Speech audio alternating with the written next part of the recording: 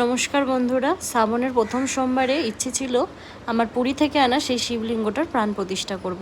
ব্রাহ্মণ দিয়ে নয়, আমি নিজেই। তো সেই মতো ভোরবেলা ব্রহ্ম মুহূর্তে আমি ঘুম থেকে উঠে গিয়েছিলাম।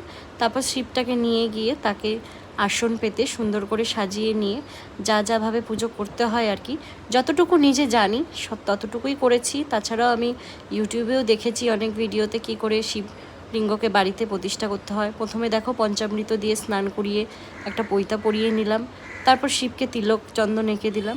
আর আগের দিন যেহেতু ফুলের মালাটা কিনে রেখেছিলাম, যেহেতু ব্রহ্ম সময় অত সকালে জিনিসগুলো পাবো না, তাই কিন্তু একটু মালাটা পচে গিয়েছিল।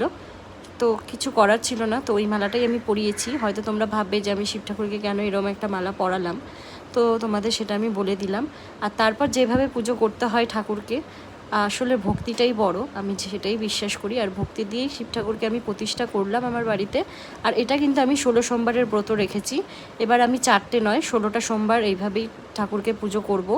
আর সারাদিন আমি উপোস করে পুজো করার পর ঘিয়ের প্রদীপ, পঞ্চপ্রদীপ, কর্পূরের প্রদীপ, যা দেখাতে হয়, যা দেখে শিখেছি জানি, সেগুলো দিয়েই করেছি। বিয়ের আগেও আমি শ্রাবণ মাস করতাম, বিয়ের পরে এটা আমার প্রথম শ্রাবণ মাস। শ্বশুরবাড়িতে শিবের ফটো ছিল, তবে লিঙ্গ ছিল না জল ঢালার মতো, তো সেটা আমি পুরী থেকে অনেক দিন আগেই কিনে এনেছি।